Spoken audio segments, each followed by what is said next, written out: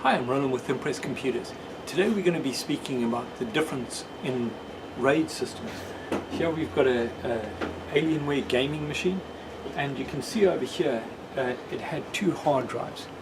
Now the important thing is, when you're setting up a machine on RAID 0, it takes two hard drives and combines them into one, so that if part of the one drive fails, you lose everything. So it does make it a little bit faster, but quite honestly, if you're going with a solid state drive, you're far better off running with one solid state and have a secondary drive if you need it for data. But if you're running in a situation like this, all it takes is part of one drive to fail and you lose all your data. So when you're setting up your machine, just remember, it's always better to either not use RAID or go RAID 1. If you're looking for speed, go with a fast solid state drive. It's a much better option to go with. I'm Roland with Impress Computers, 281-647-9977.